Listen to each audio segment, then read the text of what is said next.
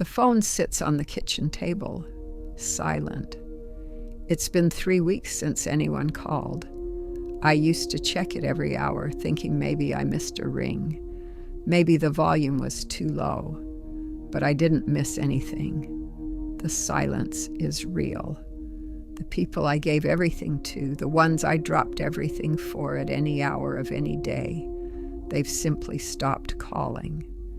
And the strange part is, I don't even know exactly when it happened. One day the phone rang constantly. The next, it didn't. Or maybe it wasn't that sudden. Maybe it was so gradual I didn't notice until the quiet became too loud to ignore. I'm 72 years old now. I live in a small town in Ohio, the same house my husband and I bought 43 years ago. He's been gone for 6 years. The house feels bigger now, emptier, but I'm still here. In the same kitchen where I made thousands of meals, answered thousands of calls, solved thousands of problems that weren't mine to solve. I was always the one people called. Even as a young woman, I was the friend who listened, the sister who helped, the daughter who never said no. When my mother got sick, I took care of her for 3 years, while my brother lived 2 states away and visited twice. When my best friend's marriage fell apart, she slept on my couch for 5 months. When my neighbor needed someone to watch her kids every afternoon because she worked double shifts, I did it without asking for a dime. That's just who I was. Or maybe that's who I thought I had to be. When I had my own children, 2 boys and a girl, I became even more that person. The person who was always available, always ready, always there. My daughter, Emily, was born first. Then came Jason, then Michael. From the moment they were born, my life revolved around them, and I didn't mind. I loved them with everything I had. I woke up early to make them breakfast before school. I stayed up late helping with homework, sewing costumes for school plays, listening to their problems. I went to every game, every recital, every parent-teacher conference. I was there. I was always there. And as they grew older, as they became adults with lives and problems of their own, I stayed there. I stayed ready. Emily called me when she was 25 and her engagement fell apart.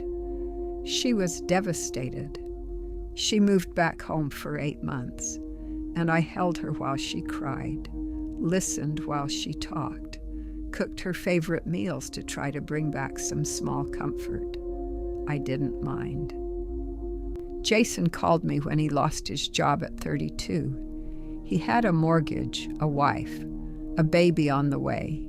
He was terrified. I gave him money to cover his bills for 3 months until he found something new. I never asked him to pay me back. I just wanted him to be okay. I didn't mind. Michael called me in the middle of the night when his marriage was falling apart. He was crying so hard he could barely speak. I drove 2 hours in the rain to sit with him in his apartment, to tell him it would be okay, to remind him he was loved. I didn't mind, because that's what mothers do. That's what I believed. For decades, my phone rang constantly. Emily calling to ask if I could watch her kids for the weekend. Jason calling to see if I could lend him money for a down payment. Michael calling because he needed advice, needed someone to talk to, needed me. I said yes. I always said yes. I rearranged my life around their needs. I canceled plans with friends to babysit. I dipped into my savings to help them out. I put my own needs, my own dreams, on hold because they needed me and I couldn't say no. I didn't want to say no. I wanted to be needed. I wanted to matter. And for a long time, I did. When Emily's twins were born, I was there almost every day for the first 2 years. I changed diapers, did laundry, made dinner, gave her time to rest. She would hug me and say, "I don't know what I'd do without you, Mom." Those words felt like everything. When Jason's second child was born, I flew out to stay with them for 3 weeks. I took care of the older child, cooked meals, cleaned the house. His wife would smile at me and say, "You're a lifesaver." I felt proud. When Michael went through his divorce, I talked to him on the phone every single night for 6 months. Some nights for 10 minutes, some nights for 2 hours. I let him pour out his pain, his anger, his fear. I absorbed it all, because that's what I did. I absorbed, I gave, I helped, and I never asked for anything in return. Not really. I told myself I didn't need anything. I told myself that their happiness was enough, that being useful was enough, that knowing they could count on me was enough. But deep down, I think I wanted something. I wanted them to call just to talk. I wanted them to ask how I was doing. I wanted them to remember that I was a person too, not just a resource. But I never said that out loud. I just kept answering the phone. I kept showing up. I kept giving for years and years and years. And then something started to shift. It was small at first, so small I barely noticed. Emily stopped calling as often. When she did call, the conversations were shorter, more rushed. She'd ask if I could watch the kids, and I'd say yes, and she'd say, "Thanks, Mom, you're the best," and hang up before I could ask about her life. I told myself she was just busy. She had a full-time job, a husband, 2 kids. Of course she was busy. Jason started texting instead of calling, short messages. "Hey, Mom, can you send me $500? I'll pay you back soon." I'd send the money. He'd send back a thumbs-up emoji. No phone call. No thank you beyond that tiny digital gesture. I told myself that's just how people communicate now. Everything's faster. Everyone's busier. Michael stopped answering when I called. I'd leave voicemails. "Hi, honey. Just wanted to check in. Call me when you get a chance." Days would go by, sometimes a week. Then I'd get a text. "Sorry, been swamped. I'm fine. Talk soon." But soon never came. I started to feel it then, a small ache, a quiet wondering. When did I become someone they only called when they needed something? But I pushed the thought away. I told myself I was being selfish. I told myself that's what family is. You help. You give. You don't keep score. So I kept answering. I kept giving, even as the calls became less frequent, even as the conversations became more transactional, even as I started to feel like a service rather than a mother. Then my husband died. It was sudden, a heart attack. He was 70, healthy, active. We were planning a trip, and then he was gone. The kids came to the funeral. They hugged me. They cried. They told me they loved me. For those few days, I felt seen again. Emily stayed with me for 3 days after the service. We talked. We cried together. She held my hand and said, "I'm here for you, Mom." I believed her. Jason promised to call me every week. "I'm going to check in on you, Mom. I don't want you to be alone." I believed him. Michael said he'd visit more often. "You shouldn't be by yourself. I'll come down more." I believed him, but then they left, and life went back to what it had become. Emily called once a week for about a month, then every 2 weeks, then once a month, then only when she needed something. Jason never called weekly. He texted occasionally, usually when he needed money. Michael visited once, 2 months after the funeral. He stayed for 4 hours, spent most of it on his phone, then said he had to get back. And slowly, quietly, the calls stopped. Not all at once, just gradually, like a faucet dripping slower and slower until it stops altogether. I'd call them. Sometimes they'd answer. Sometimes they wouldn't. When they did answer, the conversations felt obligatory. "Hi, Mom." "Hi, honey. How are you?" "I'm good. Busy. How are you?" "I'm okay. Just wanted to hear your voice." "That's nice, Mom. Hey, I'm actually in the middle of something. Can I call you back?" Of course. They never called back. I'd text them. "Thinking of you. Hope you're having a good day." Sometimes they'd respond, a heart emoji, a thanks, Mom, sometimes nothing. I tried not to let it hurt. I tried to tell myself they were just living their lives. They had jobs, families, responsibilities. I understood that. I did. But understanding didn't make the silence easier. I started to notice things that made the quiet hurt more. I'd see Emily's posts on Facebook, pictures of the kids at birthday parties, family dinners, weekend trips. She had time for all of that, but not for a phone call. I'd hear from Jason's wife in passing that they'd gone on vacation. No one mentioned it to me. No one thought to call and tell me. Michael got a promotion at work. I found out from a mutual friend. He hadn't called to share the news, and I realized something that broke my heart in a way I didn't expect. I had become invisible, not because they were cruel, not because they didn't love me, but because I had trained them to see me as always available, always giving, always there. And now that I needed them, now that I was alone, now that I was the one who could use a phone call, a visit, a kind word, I had become easy to forget. Because I had never asked for anything before. I had never set a boundary. I had never said, "I need you too." The phone stopped ringing altogether about 6 months ago. I can't remember the last time one of them called just to talk, just to ask how I'm doing, just to say they were thinking of me. Birthdays pass with a text message. Holidays are quiet. Last Christmas, I spent the day alone. Emily invited me to her house, but it was a last-minute invitation, sent in a group text to the whole family. It felt like an afterthought. I told her I wasn't feeling well, and she didn't push. No one did. Jason didn't invite me at all.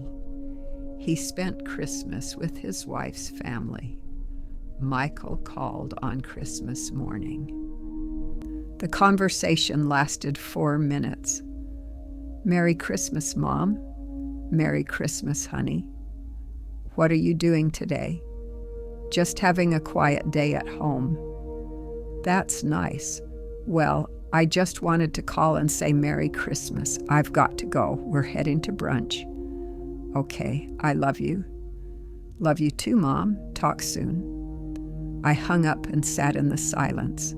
The tree I'd put up, the one I decorated by myself, blinked its lights in the corner.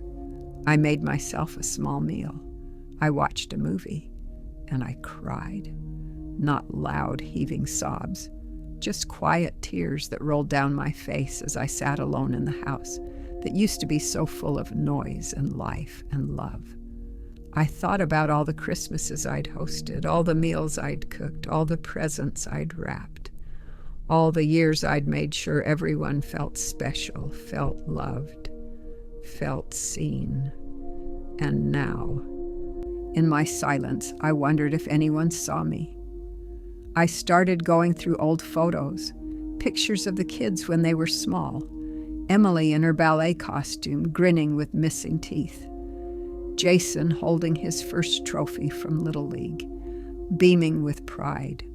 Michael on his first day of kindergarten, clutching my hand.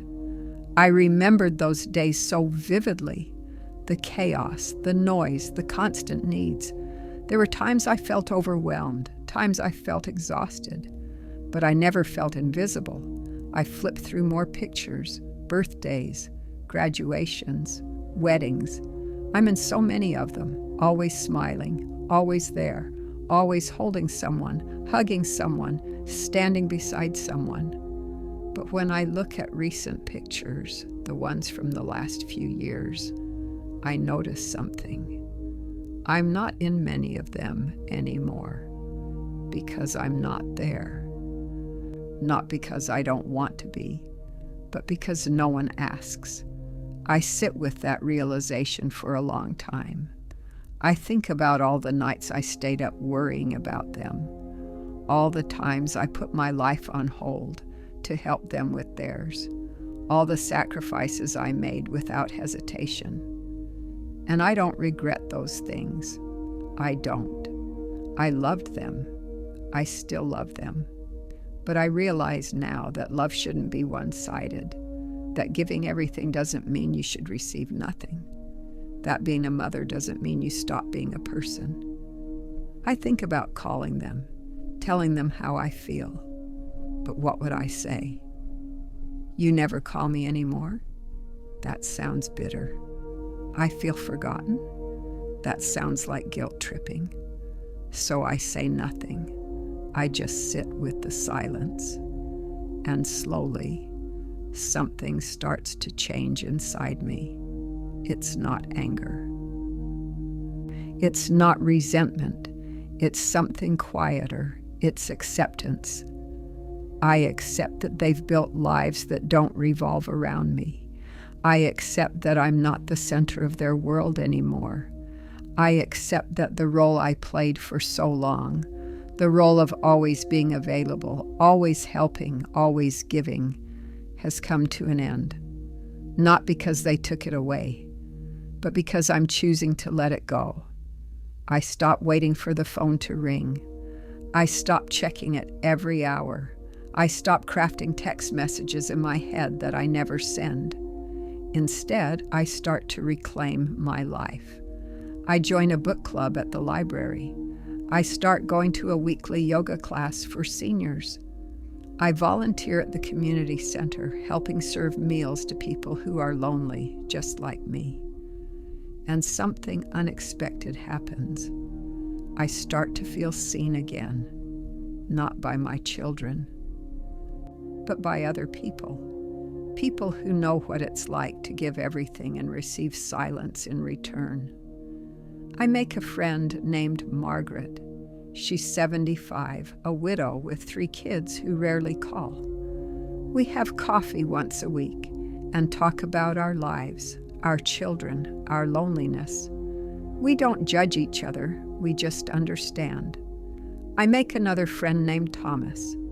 He's 68, divorced, with 2 daughters who are too busy to visit. He joins me at yoga, and afterward we sometimes get lunch.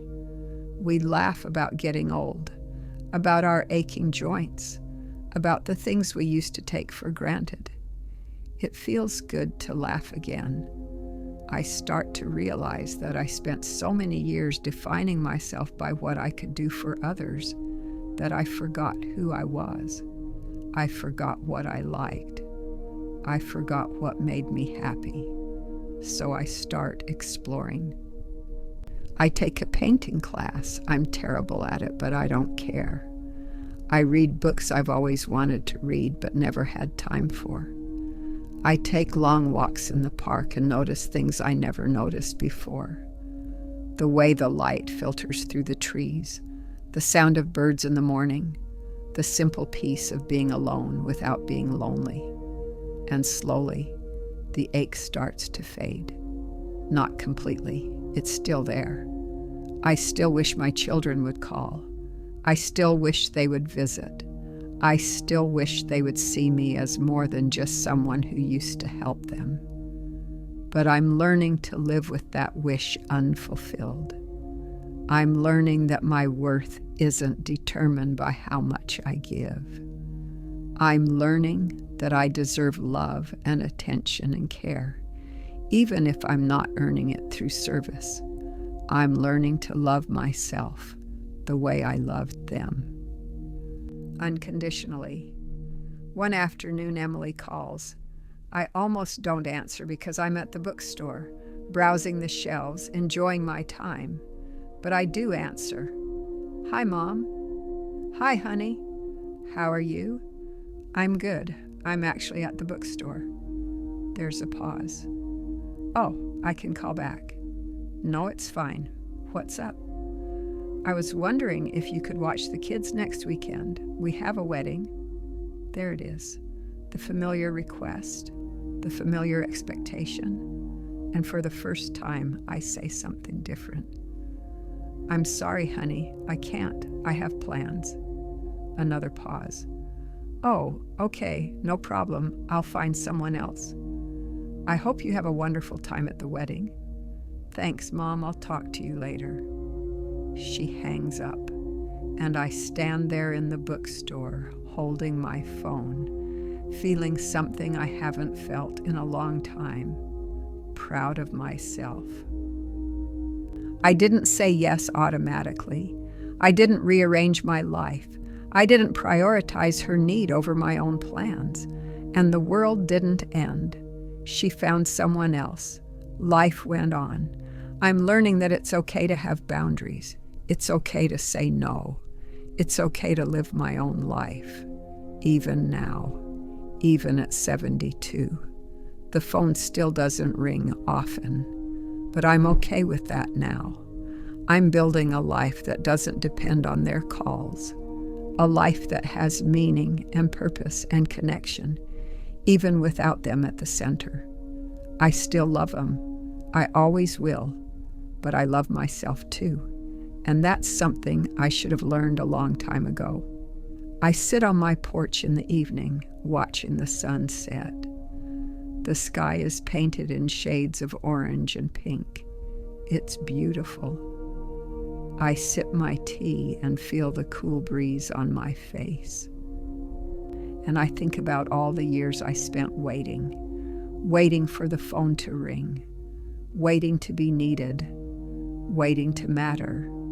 And I realized that I always mattered, not because of what I could do for others, but because I'm here, because I'm alive, because I have value just as I am. The phone sits beside me on the small table, silent. And for the first time in a long time, that's okay. I don't need it to ring to know that I matter. I don't need their voices to feel whole. I am enough, just as I am. I think about the person I used to be, the one who said yes to everything, the one who gave until there was nothing left. I don't regret being her. She loved deeply. She cared fiercely. She made a difference in people's lives. But I'm also grateful to be who I am now, someone who knows her worth. Someone who sets boundaries, someone who understands that love is a two-way street. And if my children ever do call, really call, not to ask for something, but just to talk, just to connect, just to remind me that I'm still their mother and they still care, I'll be here. I'll answer. I'll listen. I'll love them the way I always have. But I won't wait by the phone anymore. I won't put my life on hold. I won't lose myself in the hope of being needed. Because I've learned something important. I've learned that the people who truly love you will make time for you. They will call. They will visit. They will show up. Not because they need something, but because they value you. And if they don't, that's painful. But it's not the end. It's just a different beginning. A beginning where you learn to show up for yourself. Where you learn to value yourself. Where you learn that your life has meaning with or without their presence in it. I look out at the sunset and I smile. A real smile, not forced, not for anyone else's benefit, just for me. Because I'm okay. I'm truly okay. And that's something I never thought I'd be able to say. After I helped them all my life, they stopped calling, and I stopped waiting. And in that space, I found myself again. Have you ever felt forgotten by the people you gave everything to? Have you ever wondered if love should mean always giving, even when nothing comes back? I'd love to hear your story.